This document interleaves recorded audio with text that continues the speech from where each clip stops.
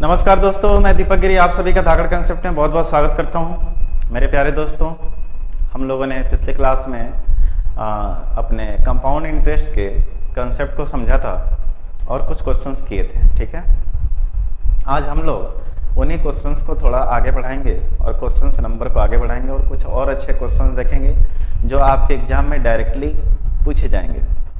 तो आज अपन फिर से अच्छे अच्छे क्वेश्चंस करेंगे, लॉन्ग मेथड से भी करेंगे, शॉर्ट मेथड से भी करेंगे, कंसेप्ट भी समझेंगे उन सवालों का, ताकि अगर आपके सामने वैसे सवाल आते हैं उससे थोड़े बहुत हटके भी आते हैं तो आप उन्हें क्या कर लोगे, सॉल्व कर लोगे।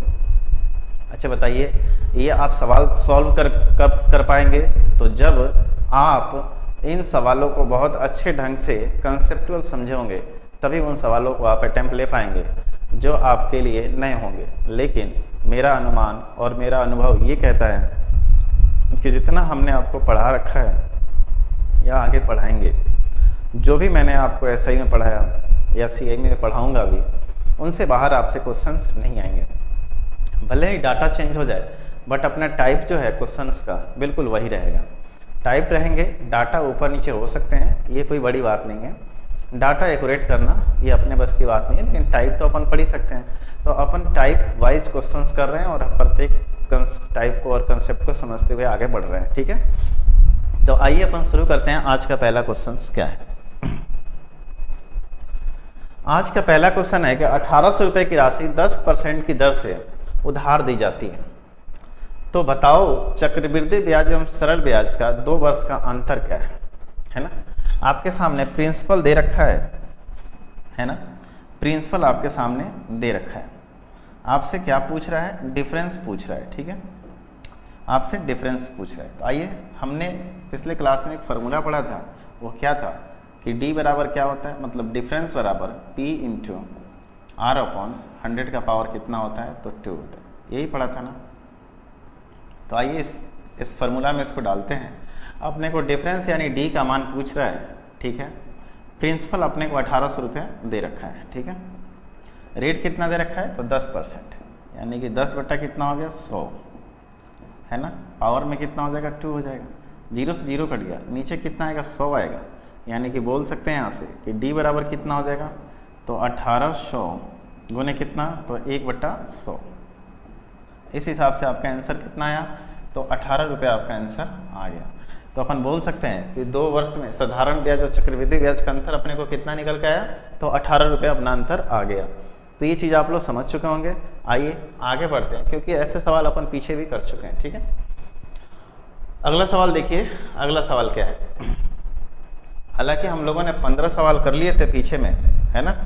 तो ये अपना कितना नंबर सवाल होगा, तो ये अपना सवाल होगा 70 नंबर। कितना नंबर सवाल होगा, तो ये 70 नंबर होगा। एंड पीछे वाला सवाल अपना कितना था, तो 16 था। ठीक है, 17 नंबर अब सवाल देखते हैं ना। कह रहा है कि 10,000 रुपये पर 2 वर्ष में चक्रवृद्धि ब्याज साधारण ब्याज का अंतर कितना है, तो 25 रुपया है। तदनुसार वार्षिक ब्याज की दर कितनी है? अब आपसे यहाँ पे रेट पूछ रहा है। आपके सामने डिफरेंस दे रखा है कितना, तो 25 रुपया। मूलधन भी दे रखा है कितना, तो 10,000 रुपये दे रखा है ना। ठीक है, रेट आपसे पूछ रहा है, मतलब R बटा 100 का कितना जी, तो स्क्वायर। 100 से स्क्वायर आएगा तो ये कितना हो जाएगा, नीचे से डबल 0 और ये नीचे एक बार और 100 आएगा, क्योंकि स्क्वायर है तो चारों कट जाएगा। यानी R की वैल्यू कितनी आ जाएगी, तो बोलेंगे 5। यानी R% कितना हो जाएगा, तो 5% हो जाएगा। यानी दर प्रतिशत कितना हो गया, तो 5% आपका क्या हो गया, तो दर प्रतिशत हो गया। तो यही बात आप लोग समझ चुके होंगे कि कैसे करना है। बिल्कुल आसान है करना ये। ठीक है, समझ में आ गई चीज़ कैसे करना था। इस बार हमें क्या निकालना था, तो अपना रेट परसेंटेज निकालना था। ठीक है, आइए आगे क्वेश्चन बढ़ते हैं। अगला क्वेश्चन देखिए कितना है अपना। ये अपना क्वेश्चन कितना नंबर है, तो 18 नंबर क्वेश्चन है। ठीक है, कह रहा किसी राशि पर 5% की दर से 2 वर्ष में चक्रवृद्धि ब्याज उसी दर से उसी कालावधि में साधारण ब्याज की अपेक्षा 10 रुपये अधिक हो, तो मूलधन का पता लगाइए। ठीक है, अब देखिए, जब चक्रवृद्धि ब्याज आपसे 10 रुपये अधिक बोल रहा है, मतलब कह सकते हैं क्या कि साधारण ब्याज और चक्रवृद्धि ब्याज में अंतर कितने का आ रहा है, तो 10 का आ रहा है। यानी डिफरेंस अपना कितना दे रखा है, 10 दे रखा है। हमें प्रिंसिपल निकालना है, तो P कर देंगे। बात 2 साल की कर रही है और रेट अपना कितना है, 5% है ना। तो 5 बटा कितना हो जाएगा 100 का पावर कितना हो जाएगा तो 2 हो जाएगा। 5 से कितना और कटेगा 20 बार, 20 का स्क्वायर कितना हो जाएगा 400, यानी पी गुने पी बराबर कितना हो जाएगा तो 10 गुने कितना हो जाएगा 400। अपन बोल सकते हैं कितना आंसर आया, तो पी का मान कितना निकल के आया, तो पी का मान आपका निकल के आया कितना, तो 4000 रुपये, है ना। यानी बोल सकते हैं कि अपना मूलधन कितना था, तो 4000 रुपये अपना मूलधन था। ये बात आप लोग समझ चुके होंगे। इस तरह के अपन सवाल कर रहे हैं क्योंकि ऐसे सवाल डायरेक्ट आते हैं और आपके एग्जाम में ऐसे सवाल आने की संभावना है, ठीक है। अगर साधारण ब्याज और चक्रवृद्धि ब्याज मिला के कोई क्वेश्चन आता है तो यही ये क्वेश्चन आएगा आपके सामने, ठीक है। अगला क्वेश्चन देखिए आपके सामने। अगला क्वेश्चन 19 नंबर क्वेश्चन है, ठीक है। कह रहे कोई राशि चक्रवृद्धि ब्याज की वार्षिक दर से 2 वर्ष में तिगुनी हो जाती है, तो बताइए कितने वर्ष में 9 गुनी हो जाएगी। देखिए ऐसे सवाल जब आते हैं तो आपको क्या करना है मैं बताता हूँ। देखिए यहाँ पे क्या रखा है, 2 वर्ष में कितनी हो जाती है, तो 3 गुनी हो जाती है ना। तो बोल रहा है कितने वर्ष में, तो मान लेते हैं x वर्ष में कितने गुनी हो जाएगी, तो 9 गुनी, यही पूछ रहा है ना आपसे। तो देखिए यहाँ पे क्या है आपके सामने, तो 3 है। तो ऐसा कुछ यहाँ पे लेके आइए, जैसे ये 9 क्या हो सकता है, 3 का स्क्वायर होगा। तो अपन यहाँ 9 को लिख सकते हैं, क्या 9 को लिख सकते हैं अपन इस चीज़ को 3 का स्क्वायर। अब बोलो कि सर ऐसा क्यों किया आपने, देखो मैं क्यों कर रहा हूँ। इन दोनों को आधार को क्या करना है, समान करना है। मतलब कि यहाँ पे भी आधार में 3 है तो यहाँ पे भी 3 आना चाहिए। मैं जो बता रहा हूँ वो समझना। यहाँ पे भी आधार में कितना है, 3 है, तो यहाँ पे भी 3 आना चाहिए। मतलब हम 9 को लिख सकते हैं 3 का स्क्वायर, ठीक है। अब आपको कुछ नहीं करना है, देखिए 2 गुने 2 बताइए, और यहाँ पे 3 का पावर में कितना है, 1 है, तो x गुने कितना हो जाएगा 1। इन दोनों को बराबर कर दीजिए, मतलब x गुने 1 बराबर कितना हो जाएगा 2 गुने 2, यानी x की वैल्यू कितनी आ जाएगी, तो बोलेंगे 4, यानी कि कितने ये साल में, तो 4 साल में ये 9 गुनी हो जाएगी। बात समझ में आ गया आप लोगों को। यदि 2 साल में ये धन 3 गुना हो रहा है तो 4 साल में कितना हो जाएगा, 9 गुना हो जाएगा। और यही अपने को x का मान लेके आना था। तो मैं जो आपको समझा रहा हूँ इस चीज़ को समझ लेना, और यहाँ से भी आपके क्वेश्चन डायरेक्ट आते हैं। अब यहाँ से बहुत सारे क्वेश्चन आपको मिलेंगे जो इसी टाइप के होंगे, तो आपको देखना है कि कैसे इन्हें सॉल्व करना है, ठीक है। आइए आगे बढ़ते हैं और अगला क्वेश्चन देखते हैं। अगला क्वेश्चन कह रहा है कि धनराशि चक्रवृद्धि ब्याज की जैसे 3 वर्ष में 3 गुनी हो जाती है ना, तदनुसार वह अपनी मूल राशि की 9 गुनी कितने वर्ष में होगी, है ना। अब यहाँ पे कह रहा है कि 3 वर्ष में 3 गुनी हो जाती है, मतलब 3 वर्ष में ये कितनी हो जाती है जी, तो 3 गुनी हो जाती है। तो कितने वर्ष में, मान लेते हैं x वर्ष में ये कितनी हो जाएगी, तो 9 गुनी। 9 गुनी का मतलब क्या लिख सकते हैं, 3 का स्क्वायर। यहाँ पे 3 का पावर में कितना है, तो 1 ही रहेगा। मैंने क्या बताया था अभी, कैसे करना है आपको, तो ऐसे कर सकते हो आप 3 गुने 2 बराबर x गुने 1, ठीक है, याद रखना। तो x गुने 1 बराबर कितना है, तो 3 गुने 2, मतलब x का मान यहाँ से कितना निकल के आया, तो बोल सकते हैं 6 वर्ष। कितने वर्ष थी, तो 6 वर्ष। समझ में आ गई चीज़ आप लोगों को, कितने वर्ष, तो 6 वर्ष यहाँ पे x की वैल्यू आई आपके सामने, ठीक है। आइए हम लोग आगे बढ़ते हैं और अगला सवाल करते हैं। कर एक धनराशि चक्रवृद्धि ब्याज पर जमा करने पर 4 वर्षों में अपनी दुगुनी हो जाती है। 4 वर्ष में कितनी हो जाती है, तो दुगुनी हो जाती है। 4 वर्ष में ये धनराशि कितनी हो जाती है, तो 4 वर्ष में ये धनराशि 2 गुनी हो जाती है, ठीक है ना। तो बोल रहा है तदनुसार वह कितने वर्ष में अपनी 4 गुनी होगी। मान लेते हैं x वर्ष में, है ना, कितनी गुनी हो रही है, तो 4 गुनी। 4 गुनी का मतलब क्या होता है, 2 का स्क्वायर गुना, है ना, यही बात है ना। मैंने अभी क्या तरीका बताया था आप लोगों को, तरीका ये बताया था मैंने कि आप क्या करोगे, 4 गुने 2, है ना, क्या बताया था, 4 गुने कितना आएगा, 2 आएगा, जबकि x गुने 2 का पावर कितना है, 1 है। यानी बोल सकते हैं कि x गुने 1 बराबर कितना हो जाएगा, तो 4 गुने 2, मतलब x का मान कितना निकल के आया, तो 8 साल निकल के आया। कितने साल निकल के आया, तो 8 साल x का मान निकल के आया आपके सामने, ठीक है। ये बात आपको समझ में आ गई होगी, ठीक है। आइए अगले सवाल की तरफ बढ़ते हैं। एंड अगला सवाल क्या कह रहे हैं, कह रहा है चक्रवृद्धि ब्याज पर निवेशित एक धनराशि 5 वर्ष में दुगुनी हो जाती है, तो वह मूल की 8 गुनी कितने साल में होगी।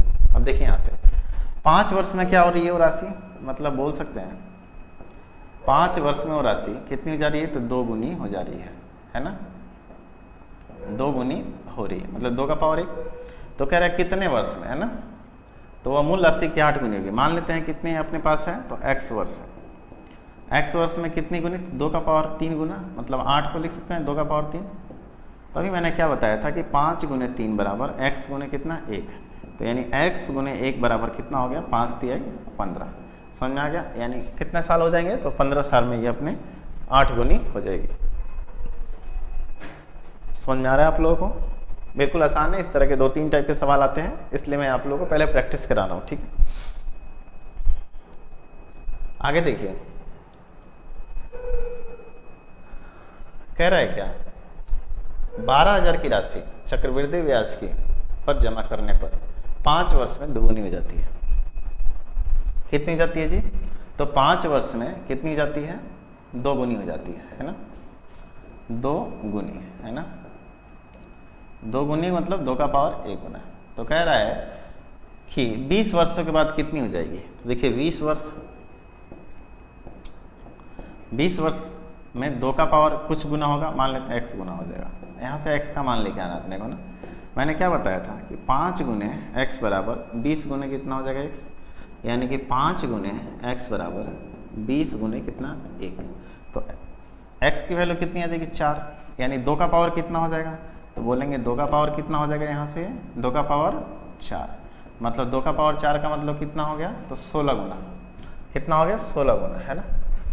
तो 12,000 गुने क्या करेंगे 16, और देखो 16 दूना 32 एंड 16 एकम 16 और 3 कितना हो गया, तो 1,92,000, मतलब ये 16 गुना हो जाएगा। तो 12,000 अपने आप में है और इसका 16 गुना कितना हो जाएगा, तो 1,92,000 हो जाएगा, ठीक है।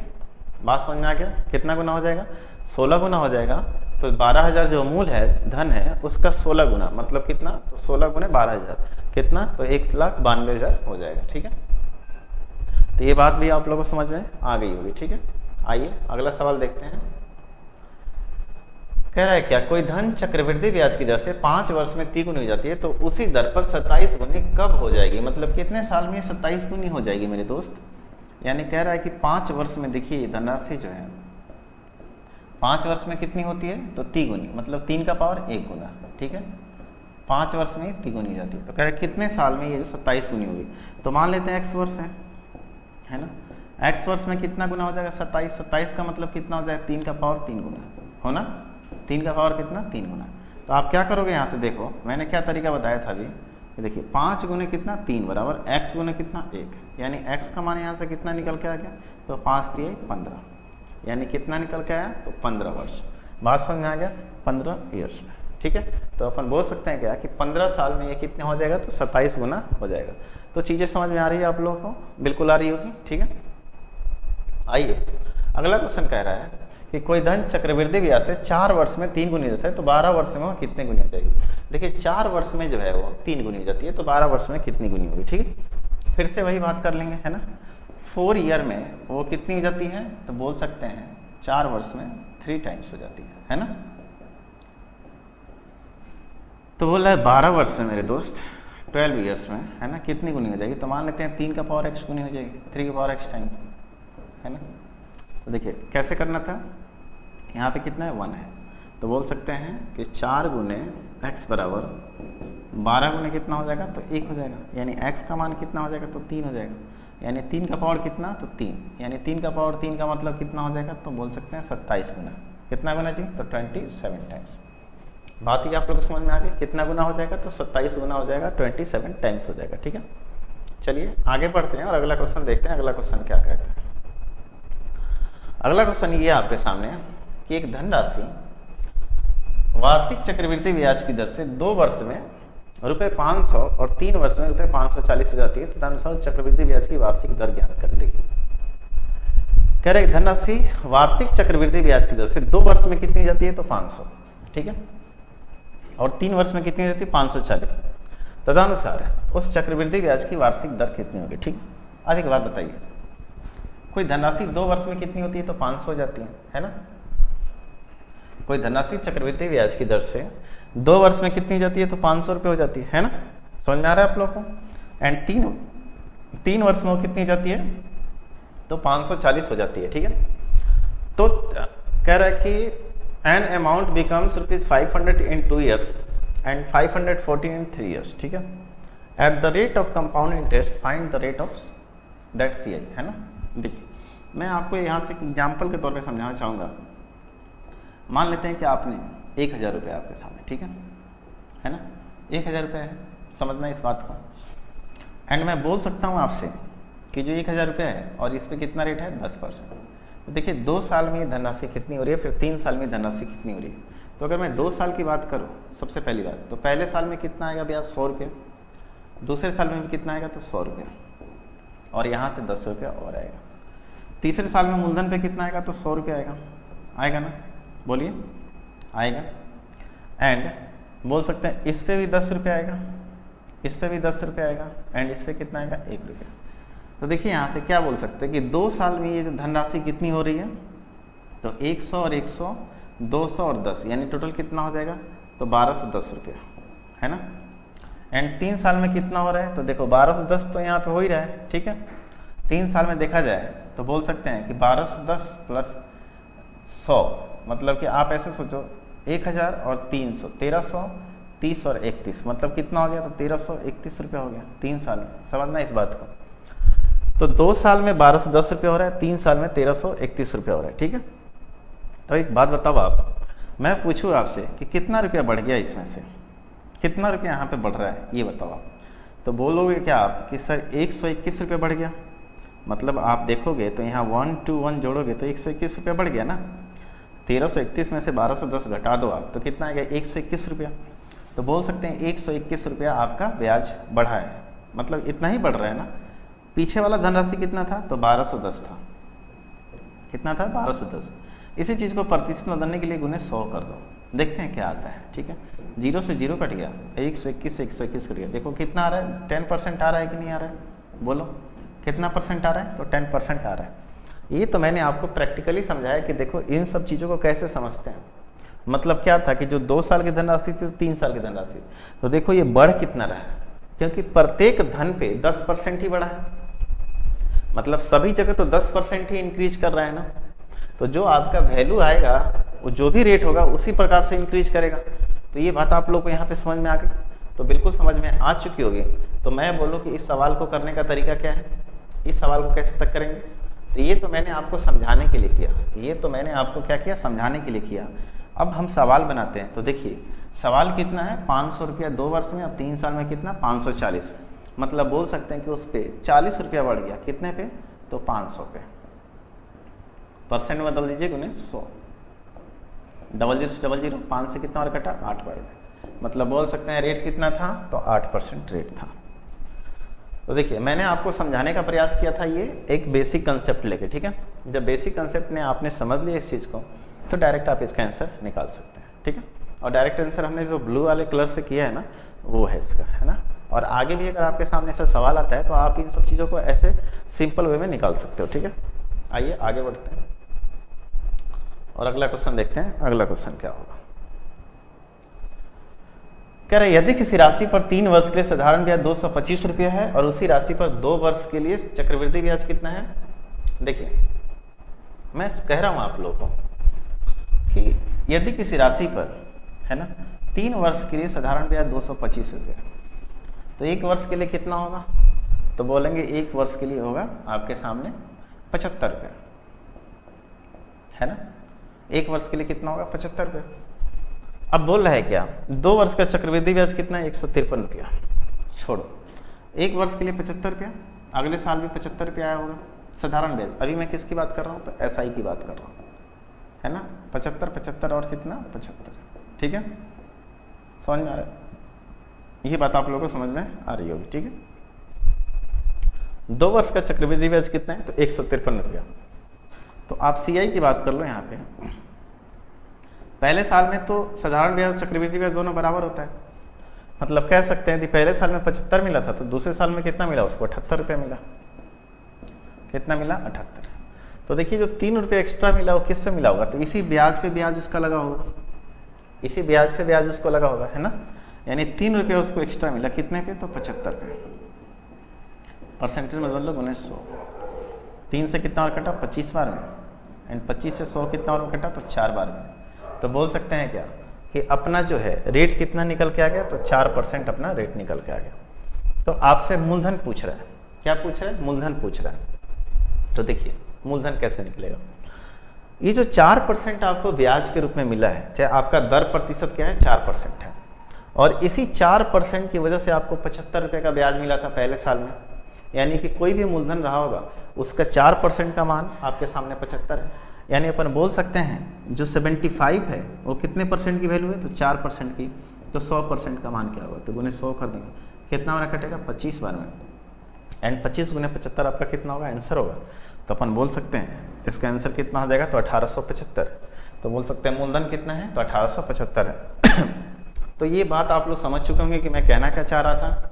मैं फिर से समझा दूं कि अगर 3 साल का आपका साधारण ब्याज 225 है तो 1 साल का साधारण ब्याज कितना होगा, 75 होगा, अगले साल का भी 75 होगा, और अगले साल का भी 75 होगा, होगा कि नहीं होगा।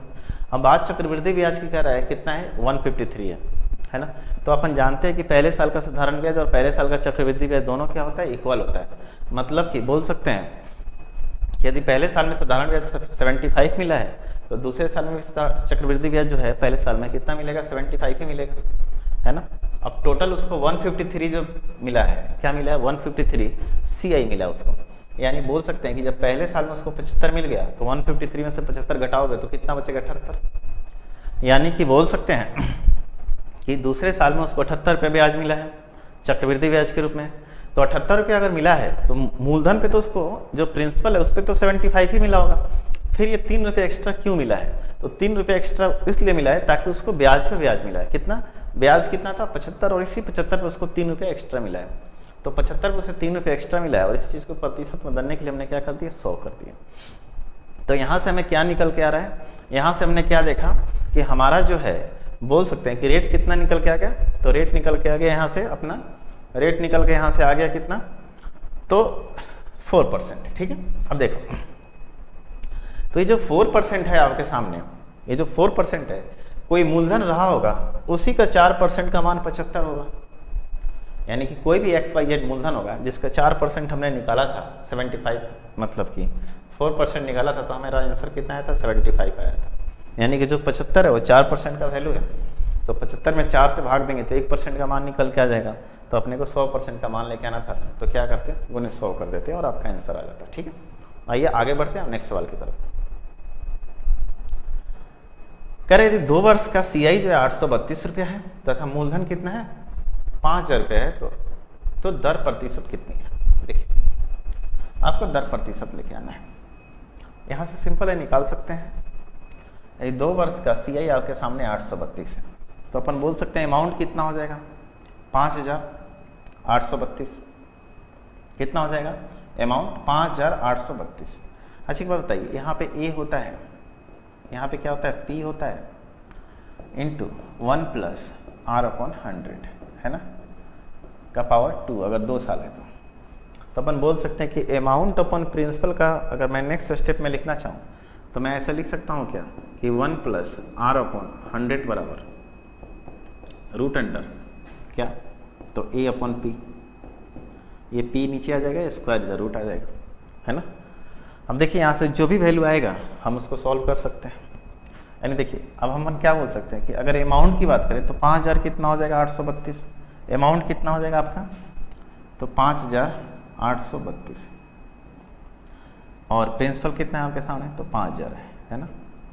अपन 8 से आराम से काट सकते हैं क्योंकि 8 से कट जाएगा, 8 से कटेगा कितना बार में, 8 × 7 = 56, 2 आया यानी 23 हुआ, 8 × 2 = 16, एंड 8 × 9 कितना हो गया, 72। 8 से करेंगे तो कितना बार में कटेगा, 8 × 6 कितना हो गया, 48, 2 आया, 8 × 2 = 16, एंड 8 × 5 = 40, है ना। अब देखिए ऊपर कितना आएगा, तो नीचे तो 25 है, अब इसको अपन स्क्वायर रूट में लेंगे, है ना, तो कितना निकल के गया, तो ये किसका स्क्वायर है, तो बोल सकते हैं किसका है बताइए, 27 का है, और ये किसका है, तो 25 का है। अब देखिए अगर सोचो कि प्रिंसिपल में अपन 27/25 से गुना करते हैं तो क्या आएगा, मतलब कहने का मतलब ये था कि कहीं ना कहीं रेट 2/25 रहा होगा, चाहे आप ऐसे सोचो कि 1 ले जाके उधर घटाओगे, 27/25 में से 1 माइनस करोगे, मतलब ये 1 जाके इधर माइनस हो जाएगा, तो 27 में से 25 जाए कितना बचेगा, 2/25। अब इसी चीज़ को प्रतिशत में बदलने के लिए 100 जाके उधर गुना हो जाएगा ना, तो गुने 100 कर देंगे, यानी 2500 का कितना हो गया 100, और 4 दूना कितना हो गया, तो 8%। ठीक है, बात समझ में आ गया कैसे करना था। तो ये तो तरीका आप लोग कर सकते हो, है ना। अब जैसे ऐसे सवाल आएंगे तो अपन डायरेक्ट हिट लगाएंगे, ठीक है, कैसे लगाएंगे देखेंगे आगे वाले सवाल में, है ना। अगला सवाल ये है कि चक्रवृद्धि ब्याज के किस प्रतिशत वार्षिक दर से कोई धनराशि 2 वर्ष में स्वयं की 4 गुनी हो जाती है। अब देखिए 2 वर्ष में स्वयं की 4 गुनी हो जाती है, मतलब अमाउंट कितना होता है आपका 4 हो जाता है, प्रिंसिपल कितना है 1 है, अमाउंट अपन प्रिंसिपल, यहाँ से बाहर क्या निकलेगा, तो 2/1, मतलब 2/1 तभी आया होगा ना जब अपने पास 1/1 रहा होगा। समझ में आ रहा है ये चीज़, 1/1 तभी तो अपन 1 में 1 जोड़ के 2/1 रखते हैं। और इसी चीज़ को प्रतिशत बदलने के लिए क्या करेंगे, गुने 100 करेंगे, तो यानी रेट अपना कितना आ गया, तो 100% आ गया। देख रहे हो ना आप लोग, सवाल कितना आसान हो रहा है अपने लिए। ठीक है, जो चीज़ें हैं बिल्कुल बेसिक हैं, बेसिक तरीके से ये बाहर आ रही हैं, तो अपने को बेसिक भी समझना जरूरी है। बेसिक कंसेप्ट अपने लिए क्या होना चाहिए, बिल्कुल क्लियर होना चाहिए। बिना बेसिक के अपन इन तरह के सवालों को अपन डील नहीं कर सकते। तो बेसिक चीज़ें अपने लिए क्या होनी चाहिए, बिल्कुल क्लियर होनी चाहिए। ठीक है, आइए आगे बढ़ते हैं। कह रहे यदि ब्याज की दर वार्षिक रूप से सृजित की जाए तो एक धनराशि 3 वर्ष में 8 गुनी हो जाती है तो कितने समय में समान धनराशि समान चक्रवृद्धि ब्याज की दर से 16 गुनी हो जाएंगे। तो इस तरह का सवाल अपन किए थे। 3 वर्ष में कितनी हो जाती है, तो 8 गुनी। देखिए 3 वर्ष में कितनी हो जाती है, तो 8 गुनी। ठीक है, 8 गुनी। तो कह रहा है कितने समय में, मान लेते हैं x वर्ष में कितनी हो जाएगी, तो 16 गुनी। अब एक बात बताओ, क्या मैं 8 के फॉर्म में इसे लिख सकता हूँ, बिल्कुल नहीं लिख सकता।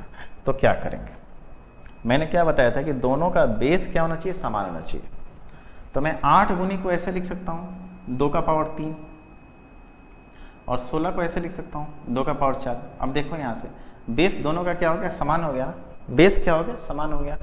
अब अपन कर सकते हैं 3 गुने 4 बराबर x गुने कितना 3, यानी x गुने 3 बराबर कितना हो गया, तो 3 गुने 4। x की वैल्यू कितनी आ जाएगी, तो 4।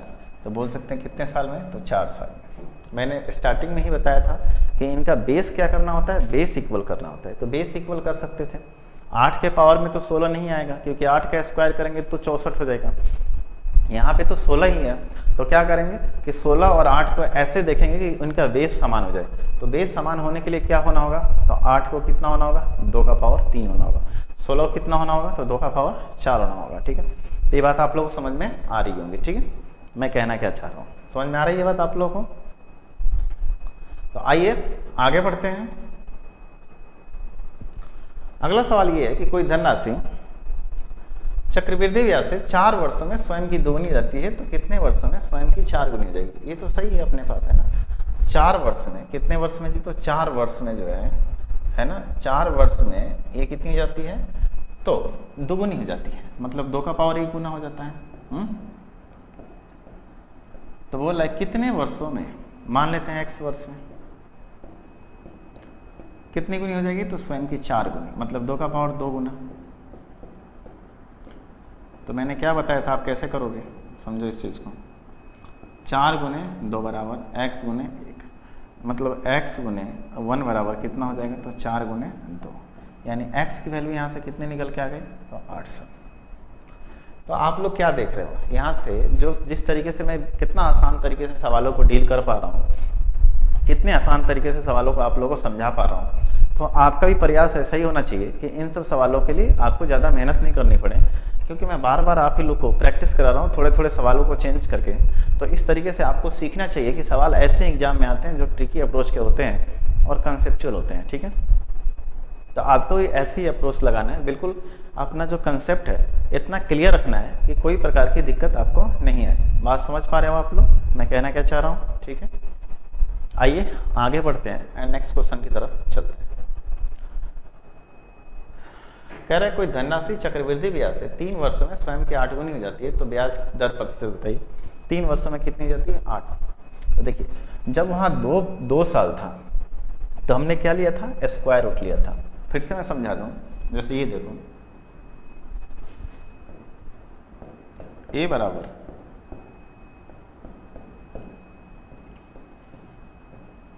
जब यहाँ पे 2 साल था तो ये इधर आके स्क्वायर रूट हो गया था, है ना। जब यहाँ पे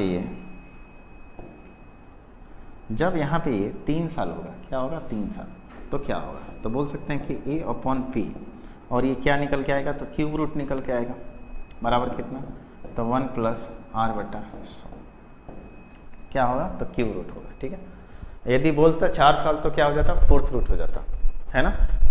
5 साल बोलता तो कितना हो जाता, 5th रूट होता, 2 साल पे स्क्वायर रूट। ठीक है, तो आइए अब सवाल की तरफ बढ़ते हैं, और अगला सवाल क्या है, यही सवाल था अपना, है ना।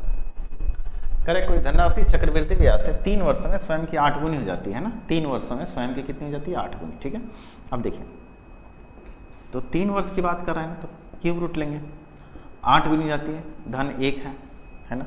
तो देखिए क्या बाहर निकल के आएगा, तो बाहर यहाँ से कितना निकल के आएगा, 2/1। अच्छा बताइए 2/1 कब आया होगा, जब 1/1 रहा होगा, है ना। तभी तो 1 में 1 जोड़ के अपन 2/1 कर दिए थे यहाँ पे, और इस चीज़ को प्रतिशत बदलने के लिए क्या करेंगे, गुने 100 करेंगे, तो यहाँ से क्या निकल के आया, तो 100% निकल के आया, मतलब रेट आपका कितना हो गया, तो 100% हो गया। ठीक है, अब देखिए ऐसे सवालों को करने के लिए हमें तो ज़रूरत नहीं पड़ती है कलम उठाने की, लेकिन आपको स्टार्टिंग में थोड़ी बहुत ज़रूरत पड़ेगी कलम उठाने की। मेरा आपसे अगर थोड़ा सा आप लोग प्रैक्टिस कर लेते हो तो आपको भी ज़रूरत नहीं पड़ेगी कलम उठाने की। ठीक है, ये चीज़ें आपके लिए मुँह ज़बानी हो जाएंगी, जैसे अपन गांव में चीज़ों को क्या बोलते हैं, मुँह ज़बानी आंसर देते हैं ना, वैसे अपने ज़बान से ही आप लोग इनका कैलकुलेशन करके आंसर दे सकते हो।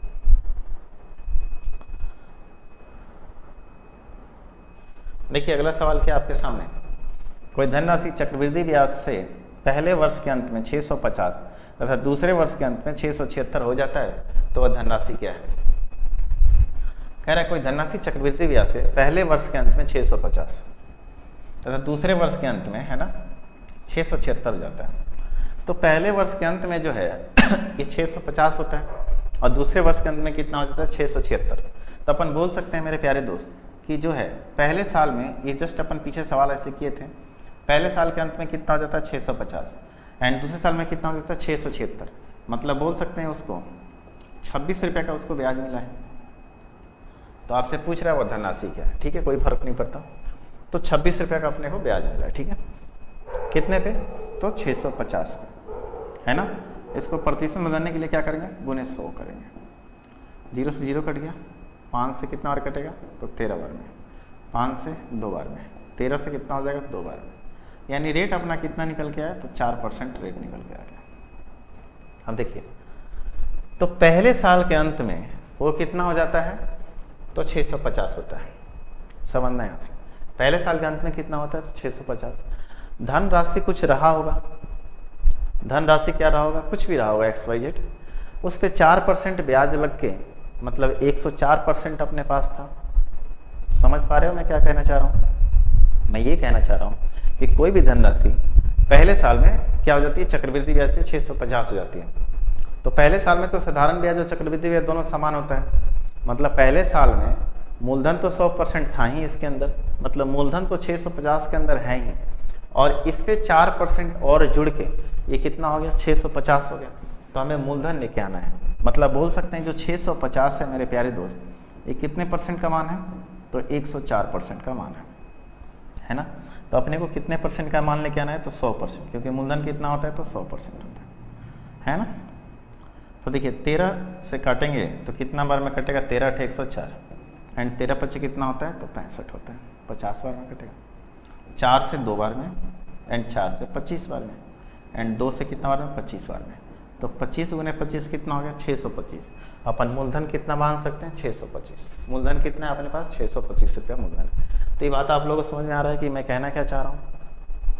पहले तो हमने रेट निकाला, रेट बहुत आसान तरीके से निकाल लिया, क्योंकि 650 रुपया पहले साल में था, अंत में दूसरे साल के अंत में 676 रुपया हो गया। तो अपन बोल सकते हैं क्या कि 26 रुपया उसको एक्स्ट्रा ब्याज के रूप में मिला है। कितने पे मिला है, तो टोटल 650 पे मिला उसको ब्याज। तो रेट निकालना तो अपने लिए बहुत ही आसान था। तो ये बातें आप लोगों को भी समझ में आ गई होंगी। ठीक है, आइए अगले सवाल की तरफ बढ़ते हैं, और अगला सवाल देखिए। अगला सवाल ये कि किस वार्षिक ब्याज की दर से 3,000 रुपये 3 वर्ष में कितना रुपया हो जाएगा। चक्रवृद्धि ब्याज की वार्षिक दर बताइए। ठीक है, अब देखिए 3 वर्ष में क्यूबिक रूट ले लो, अमाउंट कितना है 3993, प्रिंसिपल कितना है तो 3000, 3 से काट दो 1 3 3 1, 3 से कितना कटेगा तो 1000, यानी अपन बोल क्या सकते हैं कि 11 का क्यू है 10 का क्यू है, मतलब बाहर क्या निकला 11/10। तो बताओ मेरे प्यारे दोस्त 11/10 कब आया होगा, जब रेट 1/10 रहा होगा ना, तभी तो 10 + 1 11/10 आता है ना। और इस रेट को अपन प्रतिशत में बदलने के लिए, मतलब फ्रैक्शन को भिन्न में बदलने के लिए क्या करेंगे 100 से गुना करेंगे, तो रेट अपना कितना निकल के आ गया, तो बोल सकते हैं रेट अपना निकल के आ गया तो 10% रेट आ गया। बात आपको समझ में आ गई होगी। ठीक है, आगे बढ़ते हैं एंड नेक्स्ट क्वेश्चन की तरफ चलते हैं। ठीक है, अगला क्वेश्चन है कि कितने समय में 2000 रुपया 10% वार्षिक चक्रवृद्धि ब्याज की दर से 2420 रुपया हो जाएगी। कितने वर्ष में 2000 रुपया 10% वार्षिक चक्रवृद्धि ब्याज की दर से 2420 रुपया होगी। ठीक है, अब देखिए यहाँ पे फिर से वही बात है, 2000 रुपया अपने सामने है, 2420 रुपया अपने सामने है, रेट कितना है तो 10% है ना। तो देखिए यहाँ से 10% रेट होने का मतलब क्या होता है, तो बोल सकते हैं ऐसे, आप इसको ऐसे समझ लो 2420 रुपया है बराबर पी कितना है तो 2000 है, 1 प्लस आर की वैल्यू कितनी है 10/100, यही है ना। अब अपने को किसका मान लेके आना है तो टी का मान यानी समय लेके आना है। ठीक है, काटेंगे तो कितना आएगा 10 से कम 10 और 11/10। ठीक है, चलिए 0 से 0 काट देंगे, यहाँ 2 से काटेंगे तो कितना बार में कटेगा 100 बार में, एंड 2 से काटेंगे तो 1 2 1, मतलब क्या निकल के आया तो 121/100 बराबर है, यहाँ से कितना आएगा तो 11/10 का स्क्वायर आएगा, एन मान के चलते हैं टी। ठीक है, क्या मैं इसको लिख सकता हूँ 11/10 का स्क्वायर, बोलिए, जो कि किसके बराबर होगा 11/10 के पावर टी के बाद, तो टी की वैल्यू कितना आ गई 2 साल, मतलब बोल सकते हैं कितना हो जाएगा तो 2 साल। समझ में आ गया चीज़ आप लोगों को, कितने साल निकल के आ गया तो 2 साल। ठीक है, कैसे करते हैं ये बातें आप लोगों को समझ में आ रही होंगी। ठीक है, आगे बढ़िए और नेक्स्ट क्वेश्चन की तरफ चलते हैं और अगला क्वेश्चन देखते हैं। अगला क्वेश्चन ये है कि यदि ब्याज की गणना प्रत्येक वर्ष के आधार पर की जाए तो 8000 रुपये की राशि को 8820 रुपया हो जाएगी। इस प्रकार चक्रवृद्धि ब्याज की दर ज्ञात करिए। सेम टू सेम पिछले सवाल की तरह है, तो पिछले सवाल की तरह अपन इस बार कैलकुलेशन नहीं करेंगे, सिंपल सा करेंगे 8820, नीचे कितना है 8000 है ना।